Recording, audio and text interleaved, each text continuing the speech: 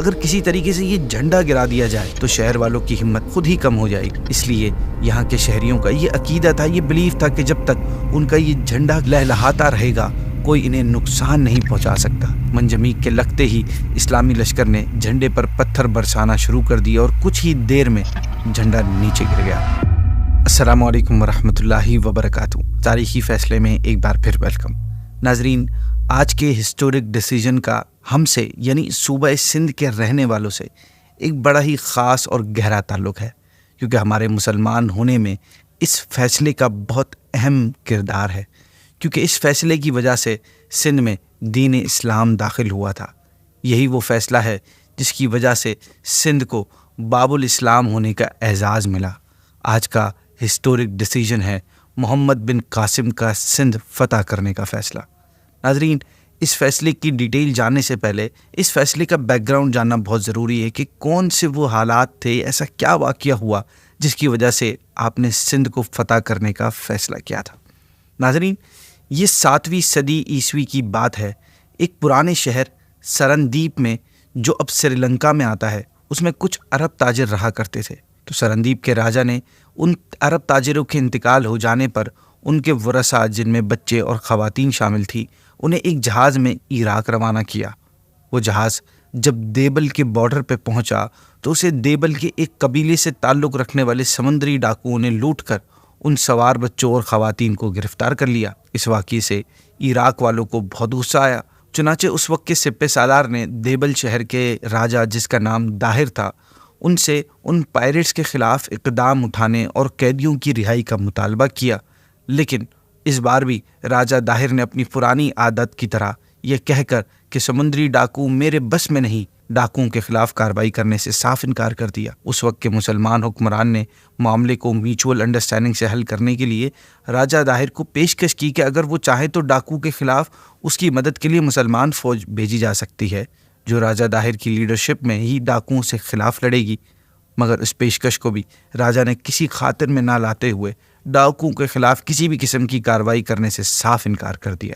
راجا داہر کی ہیلپ نہ کرنے پر مسلمان حکمرانوں نے ڈاکوؤں کے خلاف از خود کارروائی کرنے کا فیصلہ کرتے ہوئے عبید اللہ بن نبہان کی لیڈرشپ میں ایک لشکر دیبل بھیجا، مگر یہ لشکر اپنے مقصد میں کامیاب نہ ہو پایا اور عبید اللہ اس جنگ میں شہید ہو گئے۔ اسی کے فوراً بعد 3000 فوجیوں پر مشتمل ایک اور لشکر ابھی سمندر پہنچا ہی تھا کہ راجا داہر نے اپنے بیٹے کی کمانڈ میں 4000 کا لشکر ڈاکوؤں کی مدد کے لیے بھیج دیا، جس کی وجہ سے اس دوسرے حملے کا بھی کوئی رزلٹ نہ نکل پایا۔ راجا داہر کی جانب سے ان حرکتوں کی وجہ سے مسلمان حکمرانوں کو بہت غصہ آیا، لہٰذا انہوں نے کچھ عرصے کوشش کرنے کے بعد خلیفہ مسلمین سے راجا داہر کے خلاف ایکشن لینے کی اجازت حاصل کر لی۔ اجازت ملتے ہی تیاریاں شروع کر دی گئیں۔ راستے کی مشکلات کو سامنے رکھتے ہوئے فوجیوں کے لیے ضرورت کا ہر سامان ان تک پہنچانے کا انتظام کیا گیا۔ پھر ان سب انتظامات کے ساتھ اس لشکر کی لیڈرشپ کے لیے محمد بن قاسم کو چنا گیا، جن کی عمر اس وقت 17 ایئرز تھی۔ جب آپ کو اس اہم فریضے کے بارے میں بتایا گیا تو آپ نے نہ صرف ان قیدیوں کو چھڑانے کا بلکہ سندھ کو بھی فتح کرنے کا فیصلہ کیا۔ تیاریاں مکمل ہوتے ہی آپ اس مہم کے لیے روانہ ہو گئے۔ چنانچہ سن 93 ہجری بروز جمعہ رمضان کے مہینے میں آپ دیبل پہنچے۔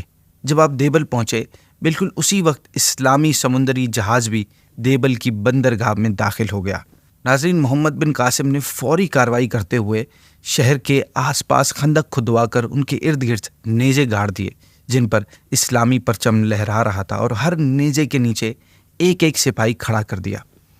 اسلامی لشکر کے سامان میں عروس نامی ایک بہت بڑی مضبوط اور منجمیق یعنی کیٹاپلٹ بھی تھی، جسے 500 افراد مل کر چلاتے تھے۔ دیبل کے محاصرے کے دوران آپ کو یہ رپورٹ ملی کہ دیبل کے رہنے والوں کے حوصلے شہر میں لگے ایک جھنڈے کی وجہ سے قائم ہیں۔ اگر کسی طریقے سے یہ جھنڈا گرا دیا جائے تو شہر والوں کی ہمت خود ہی کم ہو جائے گی۔ ناظرین، یہ جھنڈا اس قدر بڑا تھا کہ جب تیز ہوا چلتی تھی تو سارا شہر پر لہرانے لگتا تھا۔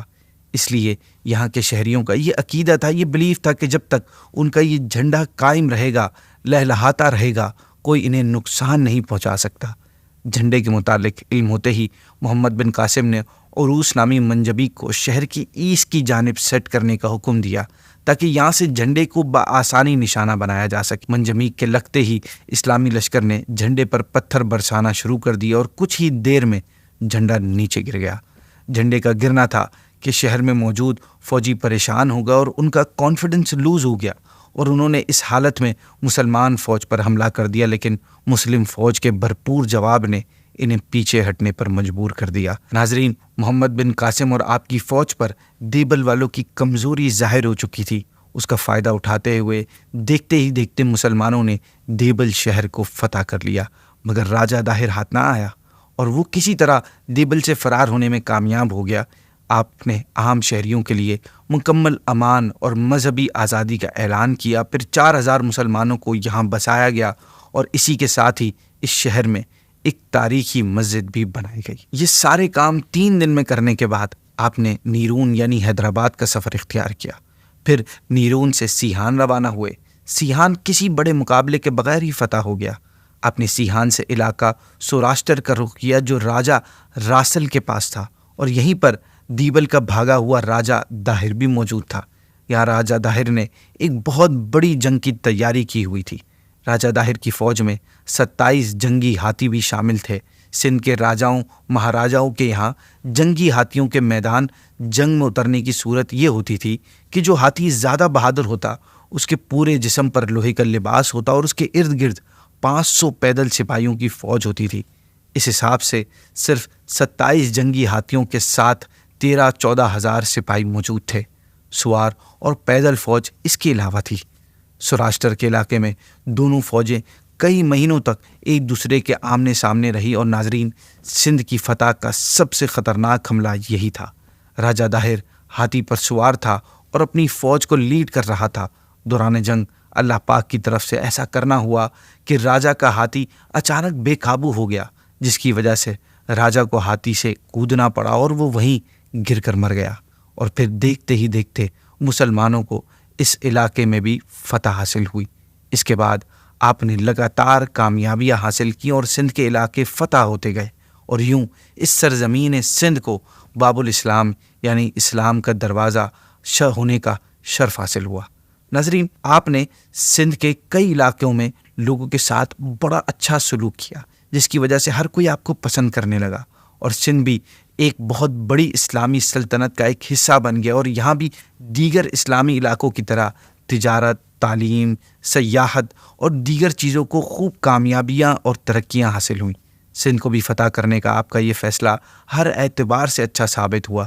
یہ فتح پولیٹیکلی، سوشلی، ریلیجیسلی اور ہر اعتبار سے بے شمار فوائد والی تھی۔ آپ نے اپنی ایبلٹی، کیپیبلٹی، جرت اور مینیجنگ اسکلز اور اچھے اخلاق کی وجہ سے ہندوستان میں جو کارنامے انجام دیے وہ واقعی قابل ذکر ہیں۔